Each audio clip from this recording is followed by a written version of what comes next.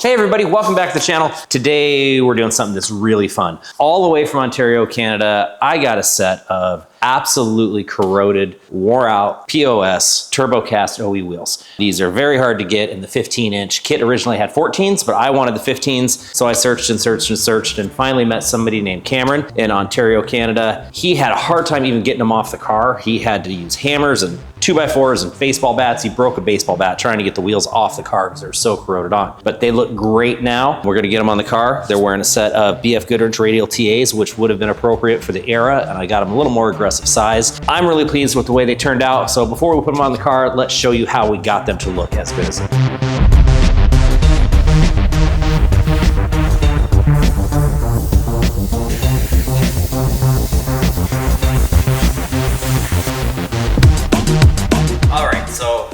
Washed the wheels before I started, but as you saw, I tried to steam them to get some of the brake staining off. It didn't work, and I've already scrubbed them with wire brushes. So what I did was, this is just a generic O'Reilly's bottle, but what's in here is called wheel acid. You're supposed to dilute it down 5-to-1 and let it soak, but this is cast, so I didn't have to worry about any clear coat peeling. So I diluted it 1-to-1 and let it set, and it bit down. Any of the remaining debris is not dirt. It is strictly staining from brake dust from over the years. This is a rough cast aluminum. Now the downside of that is the polished lip. The acid bites into it, makes it kind of ashy white color. So what I'm going to do is I'm going to mask off the upper blades here and the outer ring, and then I'm going to spray it with an aluminum spray paint, and we're going to see how that turns out, and then I can go back over with some others and hand polish each of these rims. So I'm going to do this 4 times. Four times.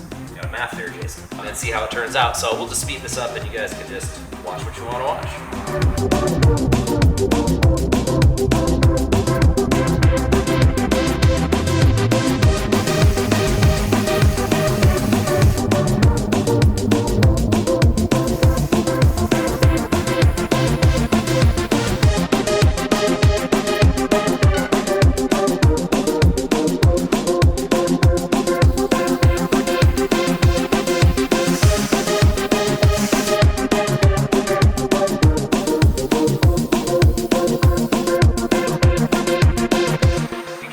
Tell, I really dislike this kind of work. It's tedious and it takes a long time. I just want it to be done. Let's have at it.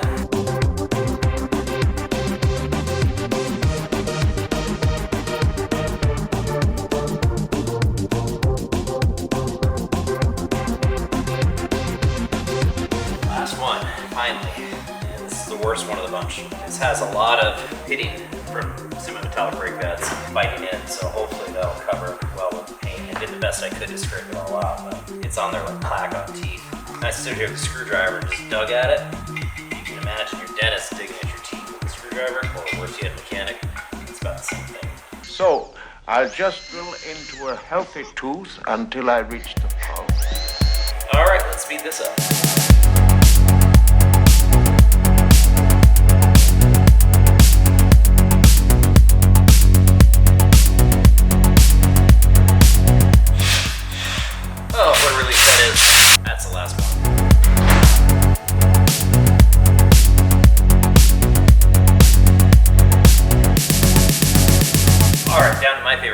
Unmasking, peeling it off and seeing, not a finished product, but closer to finished product. Some people may critique my masking. The only parts of this that's exposed is from the edge of the fin out because it's got the hubcap on it.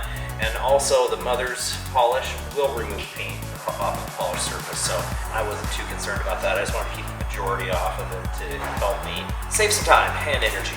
Watch me unwrap. So for the painting process and masking process, I used about 1.5 cans of the aluminum spray paint for wheels, and I used about 10 razor blades, and I used 2 different types of masking tape. I used the beige color at first, just standard masking tape, because I wanted to see how it compared against the blue tape. Blue tape was much more easy to work with, much more flexible, and came off easier than the white tape. So that's what you're going to need for that portion of it. Now the next step is going to be to polish the lip on this. I'll show you how to do that. I'm using Mother's aluminum polish. It works great. I'm going to do it by hand, not with the buffer.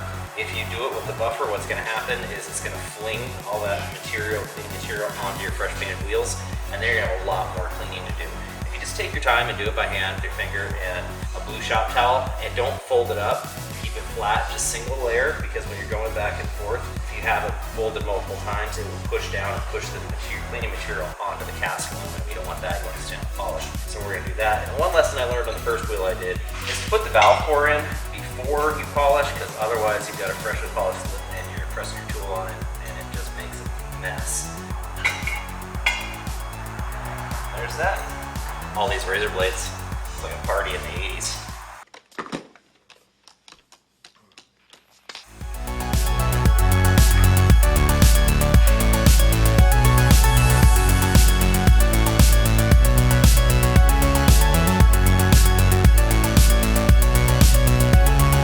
In case you were not able to get a good view of what I was polishing the lip here. I know it's kind of hard to tell. I don't know how much detail the camera's actually showing, but this outside edge here to the lip here is what got polished all the way around on all of the wheels. This wheel was the worst of all of them, and it had some pitting here, and I'm hoping that as the wheels get wet that the darkness will go away, because the darkness is actually the polish that I used. So 2 down, 2 to go.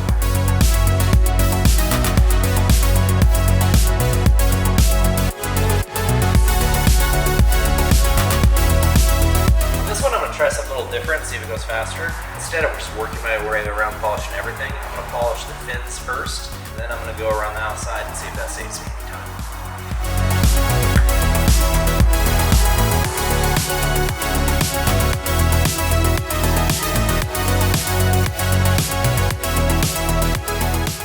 Hours later. Using that second technique where I did the blades first and then went around the outside. Made a little bit more of a mess, but saved me probably 20 minutes. So I'm going to do that on the fourth and final one now.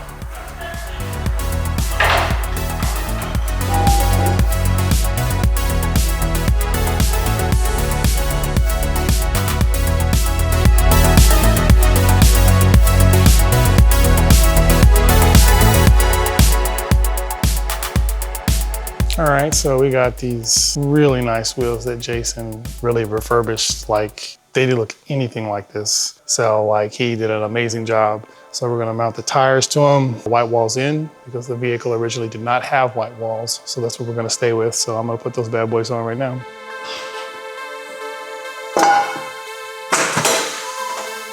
All right, yes sir, looks good.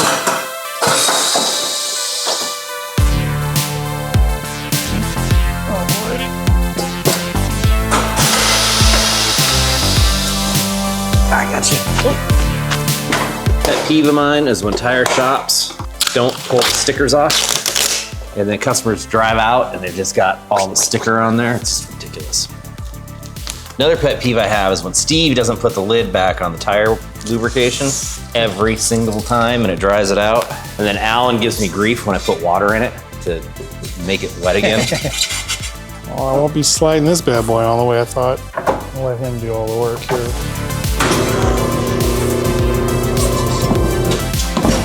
You're gonna have to do this guy. I had to do this with the first one.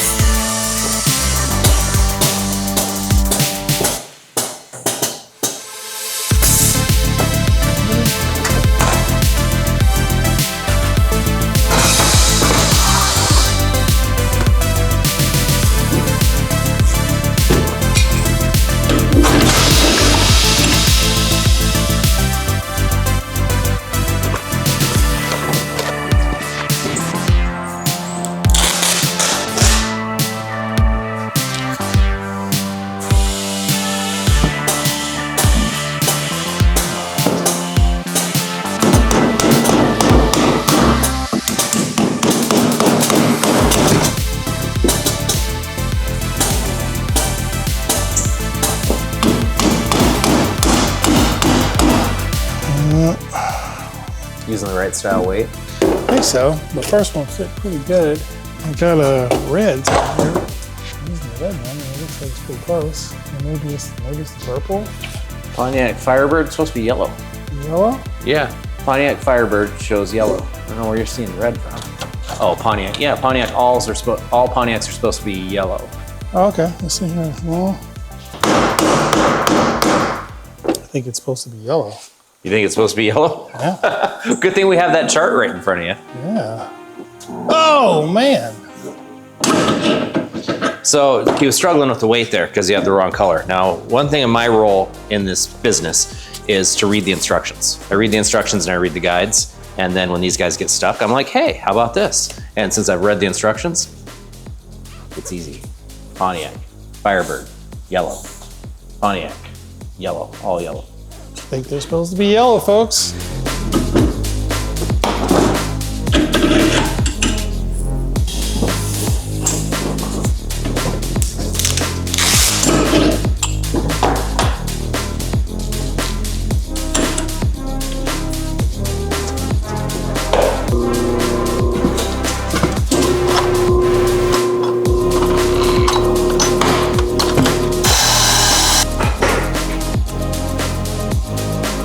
Another pet peeve I have is when Steve doesn't put the lid back on the tire lubrication every single time and it dries it out.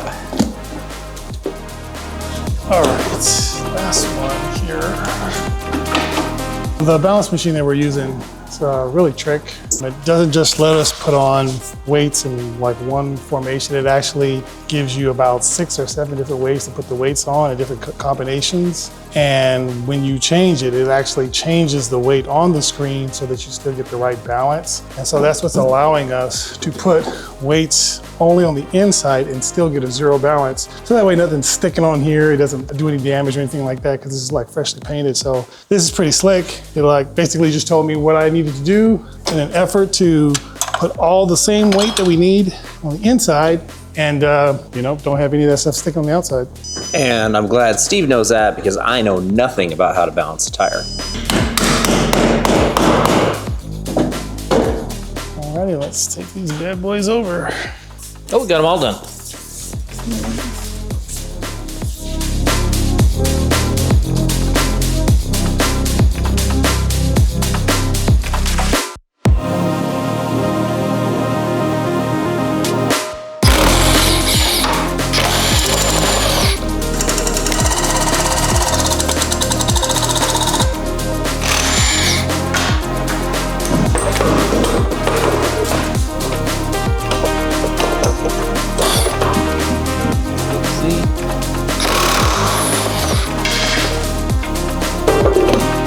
When you get to this one, 2 of the lug nuts fell down in, which is part of the bad design that the people that put these on. Whoever built Temu Kit put screws through the hubcap into the wheel, which is crazy. So I'll have to try and pry this off because it took 2 of the lug nuts fell down in.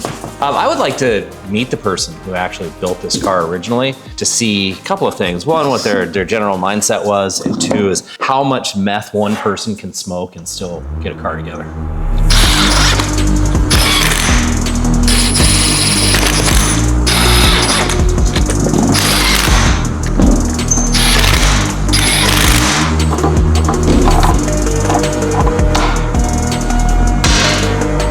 Yeah.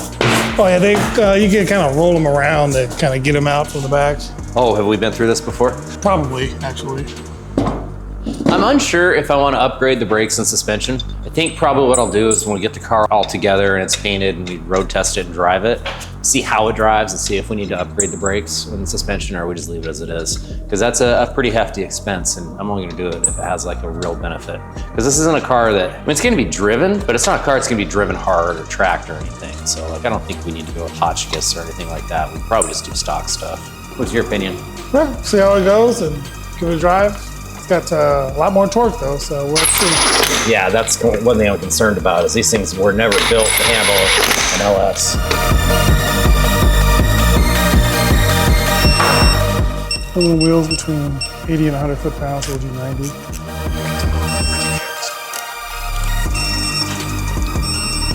It's got a cover on it or something. So. Well, we're not going to be driving it, and it has so if one of them's not right, that's fine. Okay, we're going to end up having to replace that one. But.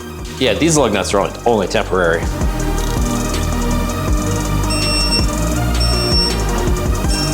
All right, so we got the wheels on. I hope you guys enjoyed how we did it. These lug nuts are only temporary. I ordered the hubcaps from KR Mexico, which is a small company down in Mexico that does a lot of kit building, and they build their own cars, they build their own parts, and a lot of people talk really good things about them. So if you can get through the language barrier, it's worth giving their products a shot. I'll have those probably in the next video. And these lug nuts, these aren't staying on the car. We'll have the appropriate ones on there. So thanks a lot. Don't forget to like, share, subscribe, and come back for the next video.